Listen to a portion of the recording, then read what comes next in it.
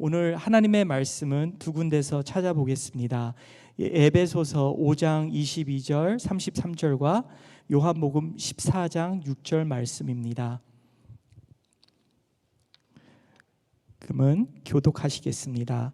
아내들이여 자기 남편에게 복종하기를 주께 하듯 하라. 이는 남편이 아내의 머리됨이 그리스도께서 교회의 머리됨과 같음이니 그가 바로 몸의 구주시니라. 그러므로 교회가 그리스도에게 하듯 아내들도 범사에 자기 남편에게 복종할지니라. 남편들아 아내 사랑하기를 그리스도께서 교회를 사랑하시고 그 교회를 위하여 자신을 주심같이 하라. 이는 곧 물로 씻어 말씀으로 깨끗하게 하사 거룩하게 하시고 자기 앞에 영광스러운 교회로 세우사 티나 주름 잡힌 것이나 이런 것들이 없이 거룩하고 흠이 없게 하려 하심이라. 이와 같이 남편들도 자기 아내 사랑하기를 자기 자신과 같이 할지니 자기 아내를 사랑하는 자는 자기를 사랑하는 것이라. 누구든지 언제나 자기 육체를 미워하지 않고 오직 양육하여 보호하기를 그리스도께서 교회에게 함과 같이 하나니 우리는 그 몸의 지체임이라.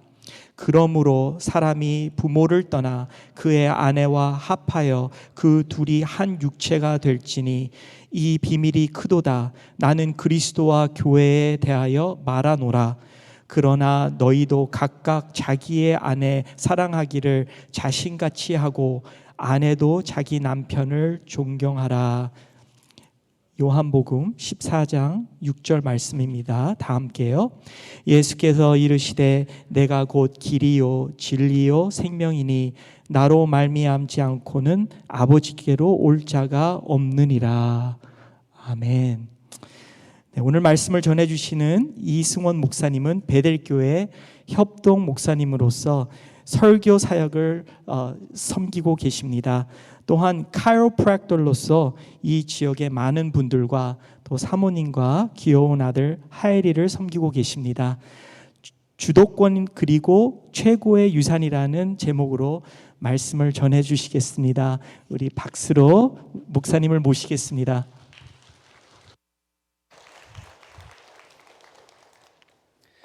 기도하겠습니다. 주님, 저는 죽을 수밖에 없는 죄인입니다. 또 죄인 중에 죄인이며 괴수 중에 괴수인 자입니다. 하나님, 그런 자를 자녀 삼아 주시고 또 이 귀한 자리에 부르셔서 하나님의 말씀을 선포하게 하시는데, 하나님 이 시간 더욱더 주님 강력하게 일하셔서 하나님 정말 말씀이 필요한 자들에게 말씀이 들려지고 하나님의 위로가 필요한 자들에게 위로가 되어지고 하나님 정말 길이요 진리요 생명 되신 예수 그리스도의 그 길을 따르고자 하는 자들에게 하나님 그 길을 따라 살아갈 능력이 되는 말씀 허락하여 주시옵소서. 우리에게 들을 길을 허락하여 주시옵소서. 주님 듣겠습니다. 말씀하여 주시옵소서. 감사하며 예수 그리스도의 이름으로 기도했습니다. 아멘. 저와 여러분 모두는 하나님의 자녀로서 이 땅에서 나그네 같은 인생을 살다가 결국 천국에서 하나님 아버지와 함께 영원한 삶을 살게 될 줄 믿습니다. 아멘. 자, 시편 139편 16절에 다윗은 내 형질이 이루어지기 전에 주의 눈이 보셨으며 나를 위하여 정한 날이 하루도 되기 전에 주의 책에 다 기록되었나이다 라고 고백합니다. 즉 우리가 태어나기도 전에 하나님께서 우리의 삶의 모든 순간을 아시고 계획하셨다는 의미입니다. 이처럼 우리는 하나님의 계획 안에 있는 특별한 존재들입니다. 하나님의 계획 속에서 우리는 성장하며 서로를 만나는 특별한 관계를 맺게 되는데 연애나 결혼이 그런 관계 중 하나일 것입니다. 오늘 이 중에서 결혼을 통해서 맺어진 아내와 남편의 관계 그리고 그 역할에 대해 성경은 어떻게 가르쳐주고 있는지를 함께 나누고자 합니다.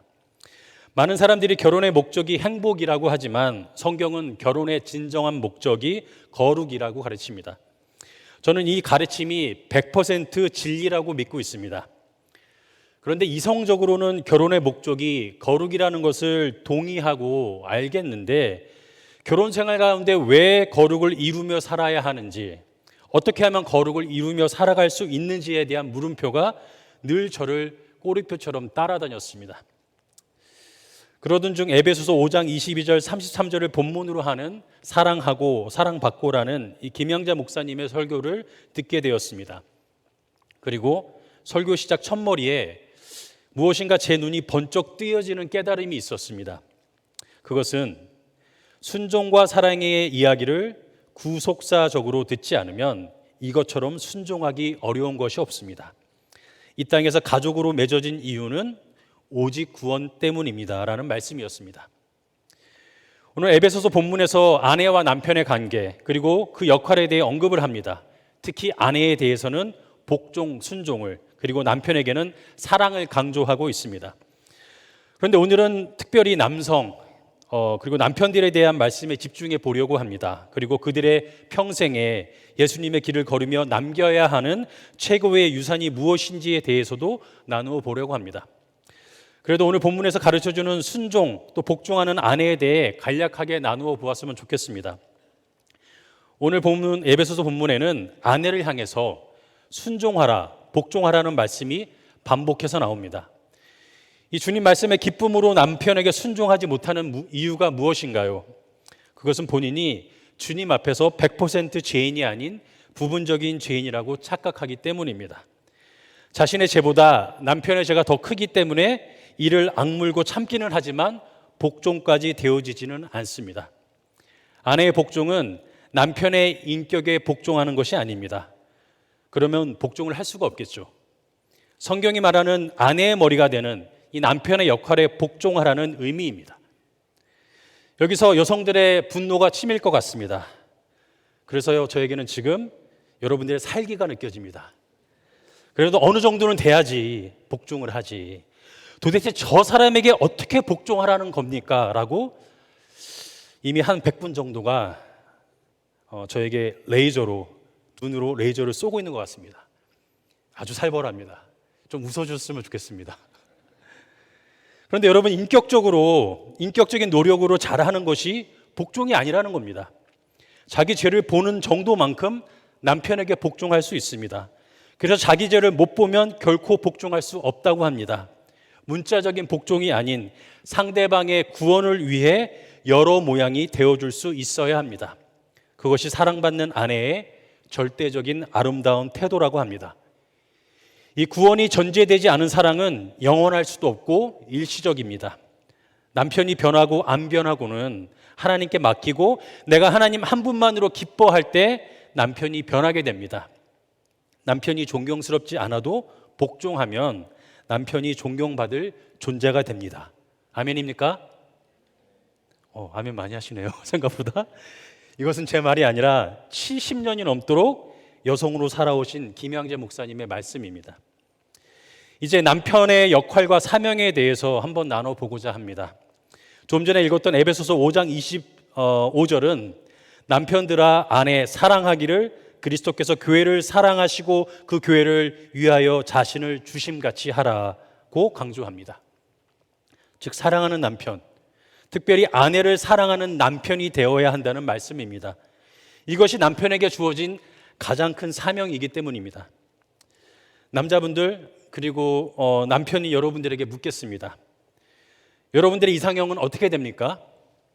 지금도 그때 그 이상형과 함께 살고 있습니까? 특별히 아내와 함께 있는 형제님들 주저하지 마시고 크게 아멘하시기 바랍니다. 한 번 더 기회를 드리겠습니다. 지금도 그때 그 이상형과 함께 살고 있습니까? 아니요라는 분이 들리는데 네, 주님의 은혜가 함께하기를 소망합니다. 그런데 그 이상형이 변하여 지금은 이상한 그녀가 되어 있지는 않습니까? 아멘이시죠? 네. 여러분의 이상형이었던 그녀, 뽀샵을 해놓은 것 같은 이 백옥같이 뽀얀 피부에 청순하고 아리따고 무슨 말을 하든 네 하고 순종적이던 사람이 어쩌다가 이상한 그녀가 되어 있습니까? 분명 내 이상형이었던 아내가 저와 여러분을 만난 후 이상한 그녀가 되었다는 사실을 인정하십니까? 아멘입니까? 큰일 났네요. 큰일 났어요 오늘. 그런데 김양재 목사님은 이렇게 말씀하십니다. 순종보다 어려운 것이 사랑이라고. 복종은 자기 마음의 감정을 담지 않고도 할 수 있지만 사랑은 마음대로 되지 않기 때문에 인간적인 사랑조차도 노력해서는 되기가 참 어렵습니다. 사랑은 그 대상에 가치를 부여하는 것인데 이슬만 먹고 살 것 같던 그녀가 화난다고 욕을 하고 잡히는 대로 집어 던지고 때리고 사사건건 무시하고 끊임없는 잔소리를 한다면 결코 그런 사람을 귀히 여기고 가치 있게 여기는 것은 쉬운 일이 아닙니다. 인간적인 한계에 부딪히기 때문입니다.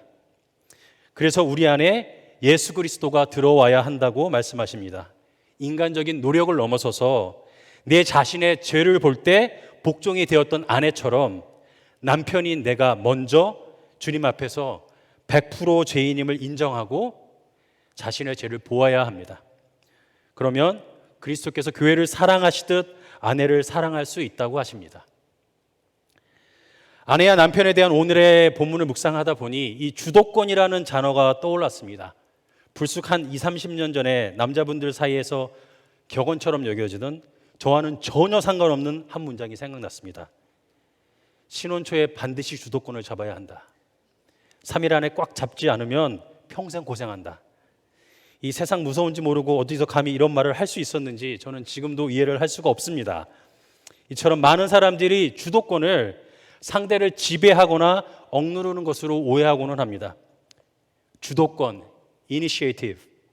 이것은 자신이 중심이 되어 어떤 일을 주동적인 위치에서 이끌어 나갈 수 있는 권력이나 그 권리를 의미합니다. 다시 25절을 보면 남편들아 아내 사랑하기를 그리스도께서 교회를 사랑하시고 그 교회를 위하여 자신을 주심같이 하라고 말씀합니다. 저는 이 말씀 속에 주도권의 의미가 있다고, 주도권의 의미가 담겨 있다고 생각합니다. 즉 남편이 주도권을 가지고 아내를 사랑해야 한다는 의미입니다. 왜냐하면 그리스도께서 교회를 사랑하시고 그 교회를 위하여 자신을 주도적으로 내어주셨기 때문입니다. 그런데 살아보셔서 아시겠지만 내 인간적인 의지와 노력만으로 얼마나 사랑할 수 있던가요? 그래서 순종보다 어려운 것이 사랑이다라는 이 김양재 목사님의 말씀이 참 이해가 됩니다. 사랑은 그 대상에 가치를 부여하는 것인데 단순한 감정적 의미의 부여가 아니기에 이것은 참 어려운 것 같습니다. 그런데 이 주도권이라는 한자어 속에 아내 사랑에 대한 깊은 가르침이 있음을 깨닫게 됩니다. 주도권이라는 단어는 조금 전에 보셨던 것처럼 주인주, 이끌도, 권세권이라는 이 단어들로 구성되어 있습니다. 이 중에 이 주인주라는 한자어는 우리가 믿음으로 고백하는 주님이라는 표현에서 사용하는 이 주자와 같은 한자어입니다. 즉 주도권이라는 것이 내 자신이 왕이 되어 내가 주도적으로 이끌어 나가는 것이 아님을 봅니다. 믿음 안에서 주도권은 내 삶의 주인이 내가 아니라 주님이시라는 의미입니다. 내 인생의 주인이 되시는 주님께서 내 삶을 주도적으로 이끌어 가시도록 내 모든 권리와 권한의 주도권을 그분에게 드리는 것입니다. 이처럼 주님이 온전히 내 삶의 주인이 되셔서 주도적으로 이끌어 가시는 인생이 될 때 그리스도께서 교회를 사랑하시듯 우리 또한 온전히 아내를 사랑할 수 있을 줄 믿습니다. 그렇다면 특별히 왜 가정 안에서 남편들이 주님께 주도권을 드리며 살아야 할까요? 베드로전서 3장 17절 형대어 성경으로 보면 남편 된 여러분은 아내를 잘 이해하며 살아가십시오. 아내는 더 연약한 그릇이며 은혜로 주시는 영원한 생명을 함께 누릴 반려자로 알고 소중하게 여기십시오. 이것은 여러분의 기도 생활에 방해를 받지 않기 위해서입니다라고 합니다. 우리가 주님께 주도권을 드리며 아내를 이해하며 사랑하며 살아가야 하는 이유가 우리의 기도 생활, 즉 영적인 생활에 방해를 받지 않기 위해서입니다. 그리고 은혜로 주시는 이 영원한 생명, 즉 구원의 축복을 함께 누릴 반려자가 바로 아내이기 때문입니다. 그래서 김영재 목사님은 아내의 복종보다 굉장히 엄중한 책임을 남편에게 묻고 있다고 하십니다. 왜냐하면 이 사랑의 책임은 전적으로 남편에게 있기 때문입니다. 그렇게 가정 안에서 사랑의 흐름은 남편으로부터 아내에게 그리고 자녀들에게 흐르게 되어 있습니다. 아내가 이 남편에게 순종하는 것이 자의로 되지 않듯이 이 남편이 그리스도의 가치를 아내에게 부여하면서 이 사랑하는 것, 그것 역시 주님이 내 삶의 주인이 되시는 이 주도권이 있어야 합니다. 남편이 먼저 주님 안에 거해야 합니다. 그리고 아내의 순종이 그러하듯 아내를 사랑하기 위해서는 상대방이 아닌 내 죄를 먼저 볼 수 있어야 합니다. 내가 100% 죄인임을 인정해야 된다는 의미입니다. 구체적으로 가정 안에서 성경이 강조하는 아내 사랑을 어떻게 적용할 수 있을까요? 많은 예들이 있겠지만 특별히 형제분들, 아내가 이유 없이 막 뭐라고 할 때, 그리고 막 화내고 그럴 때 딱 이 한마디 적용만 하시면 됩니다. 맞아, 당신이 나보다 옳아. 조금 더 겸손하게, 당신이 옳습니다. 그런데 정말 이 간단한 한마디가 입 밖으로까지 나오기가 쉽지 않습니다. 일부 예배를 마치고 나왔는데 어떤 집사님이 그러시더라고요. 아, 목사님 정말 이거 안 된다고. 왜냐하면 억울하기 때문입니다. 내가 무슨 잘못을 했다고, 아무리 봐도 내가 더 옳은데. 네, 김 집사님, 또 이장로님, 그 마음 제가 누구보다 더 잘 이해합니다. 그런데 당신이 옳아라는 한마디는 이 옳고 그름의 문제를 넘어서 상대방을 인정해주고 살리는 말입니다. 그 즉시 이해가 되지 않을지라도 먼저 당신이 더 옳다고 말해야 하는 이유는 나의 옳고 그름보다 내 배우자가, 여러분의 배우자가 더 중요하기 때문입니다. 나보다 당신이 옳다라는 이 인정의 말을 했을 때 오히려 이 감춰졌던 이 내 안의 죄가 보이기 시작합니다. 도대체 왜 저래? 라며 짜증내고 화내는 이 감정적인 죄, 내가 무조건 옳다는 이 자기의의 죄가 깨달아지기 때문입니다. 여러분, 죽고 사는 문제가 아니라면, 이 나와 상대방의 구원을 위해서라면 100% 아니 1000% 1000% 내가 옳을지라도 상대방이 더 옳다고 인정해 주는 것은 아무런 문제가 되지 않습니다. 아까 말씀드린 것처럼 이 거의 해본 적이 없거나 이 자주 하지 않는 이 표현은 정말 이 당황스러운 순간에 말로 표현되는 게 쉽지가 않습니다. 그래서 저는 생각날 때마다 이 마음속으로 말해 봅니다. 그리고 저에게 들리도록 이 연습을 하곤 합니다. 맞아, 당신이 옳아. 당신 말이 옳지. 요즘은 더 열심히 하고 있습니다. 쉽게 나올 수 있도록. 쿡 찌르면 자동으로 바로 나올 수 있도록 말입니다. 왜냐하면 이번 주에 제 아내분께서 그분과 함께 포틀랜드로 돌아오시기 때문입니다. 우리 옆 사람을 보면서 한번 연습해 보겠습니다. 당신이 나보다 옳습니다. 표정들이 안 좋으세요. 웃으면서 한번 해볼까요? 우리 그리고 고개를 조아리면서 해볼까요? 당신이 나보다 옳습니다. 형제 여러분, 여러분의 주도권을 주님께 드려야 하는 이 절대적인 이유, 드리며 살아야 하는 절대적인 이유는 결국 여러분 자신과 배우자 그리고 자녀의 구원을 위해서입니다. 아빠로서 아버지로 정신없이 살다 보면 손상같이 시간이 흘러서 어느 순간 이 할아버지라는 새로운 호칭을 들으며 살아가게 될 날을 맞이하기도 합니다. 오늘 이 예배 가운데 할아버지로 살아가시는 분들도 이렇게 많이 보게 됩니다. 여러분들이 잘 아시는 김동호 목사님은 이제는 은퇴하신 지도 오래되셨고 또 여러 손주의 할아버지이기도 하십니다. 목사님은 2019년 폐암을 비롯한 3가지의 암으로 이 죽음을 보다 가까이 접하게 되자 유튜브 날마다 기박힌 새벽, 줄여서 날개새라고 하는데 이 유튜브를 시작하셨습니다. 저도 자주 듣고 보는 유튜브 큐티 방송입니다. 어느 날 방송에서 목사님은 53살에 죽을지도 모른다는 이 생각을 한 적이 있었다는 나눔을 하셨습니다. 그래서 그 해에 언젠가 죽을 수도 있는데 이 유언을 남기고 싶은 마음이 들어서 새 아들을 불렀다고 합니다. 그때 목사님이 성경을 찾아서 이 결정한 유언의 말씀은 내가 곧 길이요 진리요 생명이니 나로 말미암지 않고는 아버지께로 올 자가 없느니라라는 이 요한복음 14장 6절의 말씀이었습니다. 그리고는 이 세 아들들을 부르셨고 이 말씀을 너희들에게 유언으로 주고 싶다고, 예수님이 길이 맞다고 이렇게 하셨다고 합니다. 그랬더니 첫째와 셋째 아들은 그냥 이 말씀을 유언으로 받아들였다고 합니다. 그런데 둘째 아들이 목사님께 아주 진지하게 아빠가 얘기하시는데 예수님이 길이라는 걸 어떻게 알 수 있어요? 라고 물었습니다. 그리고 목사님의 이 둘째 아들의 질문에 목사님이 아빠가 가봤어. 아빠가 가봤잖니. 가보니까 길이 맞더라. 라고 답했다고 합니다. 아버지도 예수님이 길인 줄 어떻게 알았겠냐. 그러나 믿고 갔더니 맞더라. 라고 그렇게밖에 설명할 수가 없었다고 합니다. 그런데 감사하게도 둘째 아들이 맞네. 우리 아빠 가봤네. 라고 하며 그냥 그 말을 받아줬다고 합니다. 목사님은 현재 자신의 3명의 아들들과 또 3명의 며느리들 그리고 손자 손녀들과 함께 예수님을 믿으며 살아갈 수 있음이 당신에게는 가장 큰 축복이요 행복이라고 말씀하십니다. 저는 내가 곧 길이요 진리요 생명이다라는 이 예수님의 말씀이 마치 저와 여러분을 향한 예수님의 유언과도 같다고 생각을 합니다. 예수님이 길이라고 하셨을 때 어떤 이들은 이렇게 묻습니다. 예수님, 당신이 길이라는 것을 어떻게 알 수 있나요? 이에 대해 예수님은 이렇게 대답하실 것 같습니다. 내가 그 길을 직접 걸어봤잖아.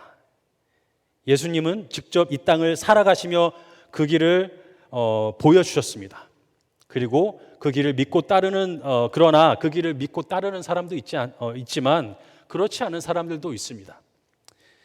우리가 예수님이 걸어가신 그 길을 눈으로 직접 보지 못했기에 이 말씀이 때로는 잘 들리지도 않고 믿기 어려울 수도 있습니다. 너무나 당연한 이치입니다. 이때 설교자의 역할은 매우 중요하다고 생각합니다. 제 지식과 경험이 부족할지라도 이 성령의 지혜를 구하며 최선을 다해서 말씀을 준비하고 전하는 것이죠. 듣는 이들이 이 말씀을 이성적으로 이해하고 믿을 수 있도록 돕는 것이 설교자의 사명이기도 합니다. 하지만 기억해야 할 것은 믿음은 단순히 이성적으로 이해하는 것에 머무르지 않는다는 것입니다. 이성은 믿음의 아주 작은 부분일 뿐입니다. 이 믿음장이라고 불리는 히브리서 11장 그 중에서 1절은 믿음은 바라는 것들의 실상이요 보이지 않는 것들의 증거니라고 전합니다. 현대어 성경에서는 이렇게 표현합니다. 믿음은 무엇입니까? 믿음은 우리가 바라는 것이 반드시 이루어진다는 확신을 갖는 게 아니겠습니까? 또한 아직 눈앞에 보이지 않는 이 미래의 일일지라도 우리가 기대하는 것이 반드시 우리를 기다리고 있다는 것을 의심하지 않는 게 아닙니까? 때로 우리가 믿음을 너무 이성적으로만 이해하려고 할 때 그저 막연하게 느껴지거나 실체가 없는 것처럼 느껴질 수 있습니다. 두려움도 그 이유 중에 하나일 것입니다. 하지만 믿음은 먼저 결단하고 믿기로 작정할 때 더 큰 은혜로 다가옵니다. 믿고 나면 이해되고 깨달아지는 것이 또한 믿음입니다. 따라서 우리가 유한한 인간으로서 이 무한하신 하나님을 완전히 이해해서 믿는 것은 불가능합니다. 그러나 믿음으로 하나님을 경험하고 그분을 따를 때 우리가 그 길을 걷는 은혜를 누리게 됩니다. 믿는다는 것은 곧 예수님께 내 삶을 온전히 맡긴다는 의미입니다. 우리가 두려움과 의심 속에서 붙잡고 있던 내 삶의 주도권을 예수님께 완전히 내어드리는 것입니다. 유한한 인생은 한 치 앞도 알 수 없기에 그래서 길이요 진리요 생명이신 예수님을 믿는 자가 되라고 하십니다. 예수님은 우리에게 저기 길이 있으니 한번 걸어보라고 말씀하지 않으셨습니다. 예수님은 먼저 그 길을 걸으셔서 생명의 길을 확실하게 만들어 놓으셨기 때문에 우리도 믿고 그 길을 따르라고 초대하십니다. 예수님이 제시하신 길은 단순히 추상적인 개념이 아니라 당신의 삶으로 직접 증명하신 진리입니다. 예수님은 십자가의 길을 끝까지 걸으시고 죽음을 이기시고 부활하심으로 우리에게 영생의 소망을 주셨습니다. 그 길은 진리였고 예수님은 이 일을 분명하게 선포하셨습니다. 예수님이 이렇게 수많은 사람들의 길이 되어 주셨습니다. 유명하든 무명하든 부자든 가난하든 많이 배웠던 배움이 짧든 상관없이 예수님을 믿는 사람들은 모두 그분과 함께 그 길을 걸어 증명해 보였습니다. 지금도 여전히 수많은 사람들이 그 길을 따라 걷고 있으며 그들의 삶을 통해 예수님이 진리이시며 생명이심을 증명해 보이고 있습니다. 여러분의 인생 앞에는 여러 갈래의 길이 놓여 있습니다. 여러분은 어떤 길을 걷고 있습니까? 많은 사람들이 택하는 그 넓고 쉬운 길, 그러나 미련하리만큼 말씀에 순종하여 이 비상식적인 좁은 길을 걸어본 사람들이 고백합니다. 뒤돌아보니 내가 걸어온 길이 가장 넓은 길이었다고. 비논리적인 생명으로 인도하는 좁은 문, 그래서 찾는 이가 적은 문을 통과해 본 사람들은 그 뒤에 넓은 세상이 있다고 고백합니다. 하나님께서 사랑하시는 여러분, 우리는 믿는 자든 믿지 않는 자든 누구도 예외 없이 주님의 심판대 앞에 설 날이 있습니다. 하지만 그날이 언제일지는 그 누구도 알 수가 없습니다. 그날이 오늘일 수도 있고 내일일 수도 있습니다. 만약 그날이 오늘이라면 여러분은 여러분의 믿음의 길을 삶으로 증명할 준비가 되어 있습니까? 그 길을 걸으며 남겨줄 유언이 준비되어 있습니까? 사람들은 자녀들에게 돈, 학벌, 명예를 유산으로 남기기 위해 정말 평생을 피땀 흘리며 살아갑니다. 왜 그럴까요? 그것들이 세상에서 성공하고 인정받는 조건이라고 믿기 때문입니다. 하지만 만약 여러분이 예수님을 믿고 이 구원받았다고 확신한다면 그 구원을 위해 돈이나 학벌, 명예가 정말 절대적인 조건이 될 수 있을까요? 여러분이 살아본 경험으로는 어떻습니까? 만약 구원이 여러분의 인생과 자녀, 손주들의 삶에서 가장 중요한 목적이라면 돈과 학벌, 명예는 그 구원을 위한 필수적인 조건이 될 수 없습니다. 물론 그것들은 삶을 좀 더 편하게 해줄 수 있습니다. 그리고 삶을 부유하게 해줄 수 있습니다. 그러나 예수 안에서 잘 사는데 꼭 필요한 조건들은 아닙니다. 하나님께서 사랑하시는 여러분, 여러분의 자녀와 손주들이 살아갈 세상은 우리가 살아온 세상과는 비교할 수 없이 달라지고 있습니다.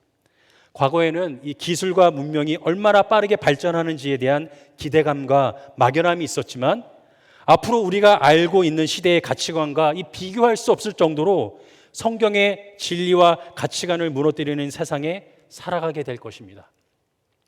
이미 이성, 상식, 가정과 문화, 성, 물질, 삶과 법에 대한 이 가치관들이 철저하게 타락의 길로 빠르게 나아가고 있습니다. 예를 들어서 우리 아이들이 호기심에 따라 자신의 성별에 불만을 느끼면 성전환 수술을 할 수 있는 이 시대가 오고 있습니다. 캘리포니아에는 부모의 동의 없이도 이 자녀들이 부모의 의료보험을 통해서 호르몬 치료나 성전환 수술을 받을 수 있고 부모가 이를 거부할 경우에 양육권이 박탈될 수 있는 법안도 이미 통과되었습니다. 이처럼 앞으로의 세상은 우리가 상상할 수 없을 만큼 성경적 진리와는 반대되는 방향으로 가고 있습니다. 그렇게 우리는 더욱 예수님의 길, 진리, 생명을 굳게 믿고 따르며 자녀들에게 그 길을 가르쳐야 할 책임이 있습니다. 저는 자녀를 둔 미국 환자들이 진료를 받을 때 의도적으로 그들의 자녀 교육이나 학교 생활, 또 사회적 이슈에 대해 묻고는 합니다. 그들의 이야기를 통해 지금 이 시대의 현실을 직접 듣고자 하는 마음 때문입니다. 그런데 그들의 이야기를 들을 때마다 이 깊은 두려움과 걱정이 밀려옵니다. 때로는 숨이 턱턱 막힐 만큼 이 커다란 산이 저를 덮치는 것 같은 느낌을 받기도 합니다.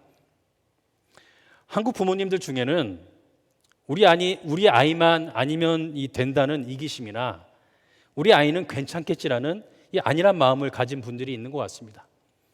그러나 그 누구의 자녀들, 누구도 우리 자녀들의 안전과 미래를 장담할 수 없는 시대에 우리는 살고 있습니다. 예전에는 마약이 어른들의 문제였습니다. 그런데 이제는 그렇지 않습니다.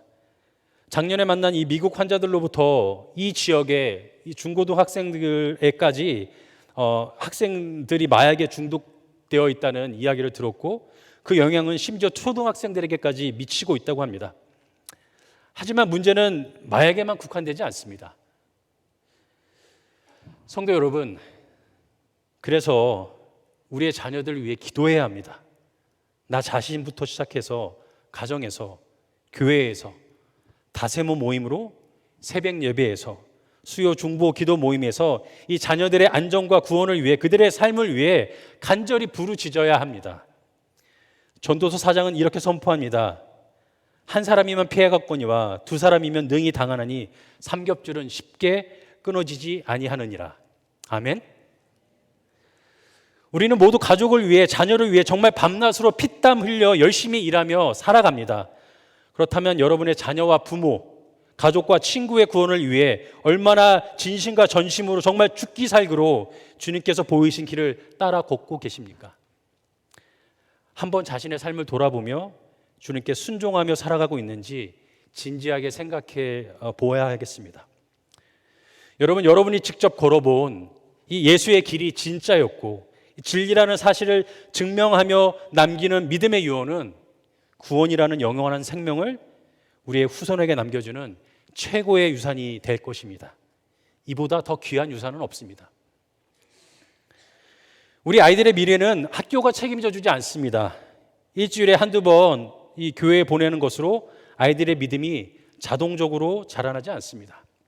돈, 명예, 학벌로도 그들의 구원과 또 행복은 보장될 수 없습니다. 결국 아이들의 삶의 가치와 믿음 안에서 잘 사는 법은 가정으로부터 배워야 하고 부모로부터 경험되어야 합니다. 여러분, 자녀들과 함께 운동하듯이 이제는 영적인 운동도 함께 시작해 보시면 어떨까요? 아이들과 함께 매일 말씀을 붙잡고 재미있게 큐티를 해보세요. 그날 받은 깨달음을 실생활에 적용해 보려고 함께 노력하는 것입니다.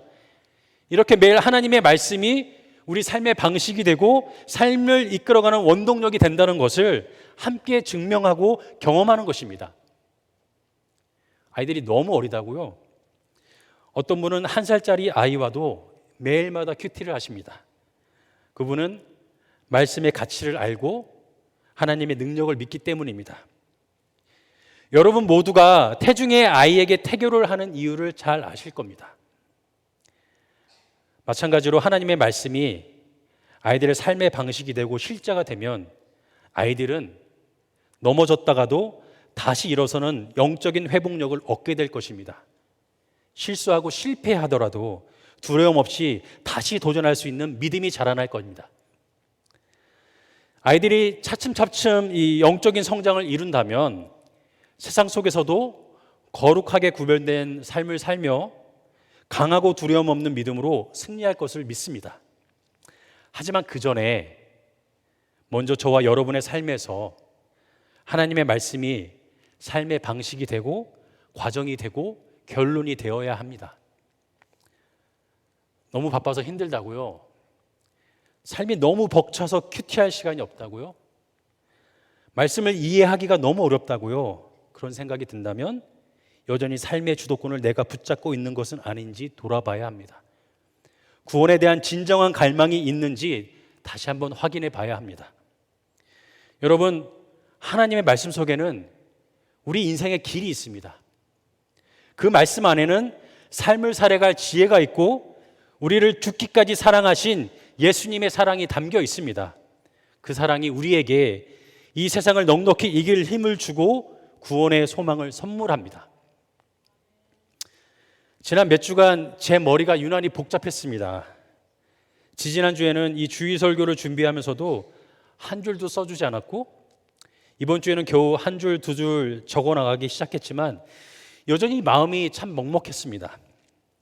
우리의 인생이 늘 다사다난하고 사건이 끊이지 않듯 지난 2년을 돌아볼 때 지난 2년간 이 많은 환자들을 치료하면서 자영업이나 또 자영업자들이나 이 직장인들의 고민과 눈물 섞인 걱정들을 정말 수도 없이 들어왔습니다.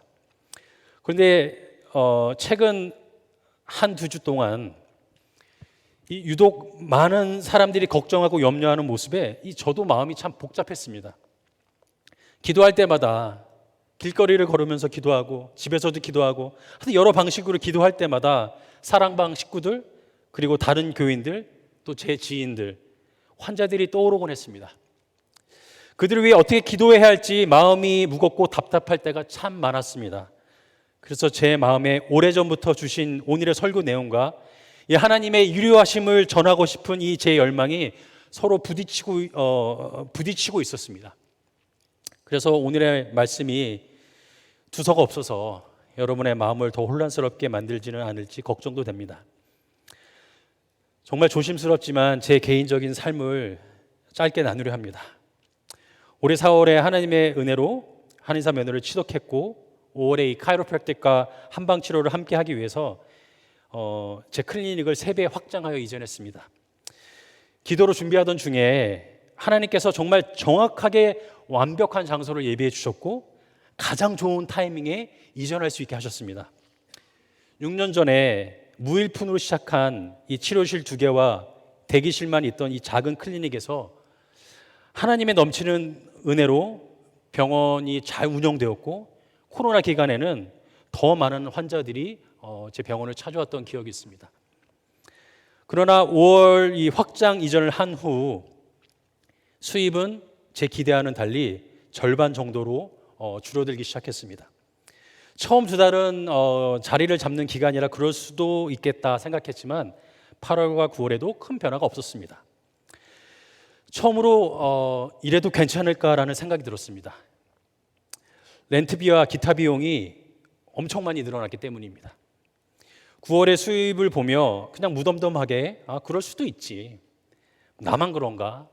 다들 똑같이 너무 힘든데 라고 생각했습니다. 그런데 갑자기 숨이 막히고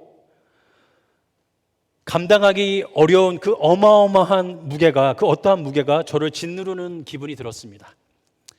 며칠 후에 그 감정이 사라졌지만 그 순간 하나님께서 제게 이렇게 말씀하시는 것 같았습니다. 이게 바로 가장의 무게란다. 이 6년 전 클리닉을 처음 시작하면서 하나님이 CEO 되시니까 하나님 방법대로 운영하겠습니다. 사명과 선교사로서의 병원 운영을 하겠습니다. 돈이 아니라 사람만 섬기고 바라보겠습니다. 라고 다짐하고 지금까지 정말 그렇게 운영하려고 최선의 노력을 다해 왔습니다. 그런데 지난 몇 달간을 돌아보니 다짐한 것과 달리 제가 주도권을 가지고 제 뜻대로 운영을 하려 했던 건 아닌지 돌아보게 되었습니다.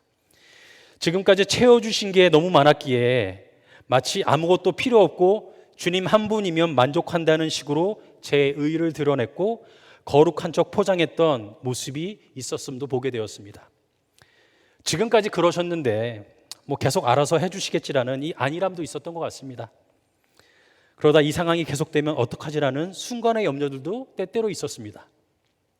여러분, 매일마다 큐티하고 말씀과 기도줄을 붙들고 이 하루의 운영을 경영자가 되시는 주님께 맡겨드린다 해도 내 생각과 계획대로 진행되지 않을 수 있습니다. 실패할 수도 있습니다. 상황이 더 어려워질 수도 있습니다. 그런데 뒤돌아보면 내 뜻대로 되지 않은 것이 축복이요 은혜임을 저는 수도 없이 경험했습니다. 그렇습니다. 말씀대로 주님 뜻대로 되는 것이 진리입니다. 그것이 하나님의 은혜입니다. 그럴 때 비로소 우리는 신실하신 하나님, 사랑의 하나님, 그리고 믿음의 주요 온전케 하시는 예수님을 더 깊이 바라볼 수 있기 때문입니다.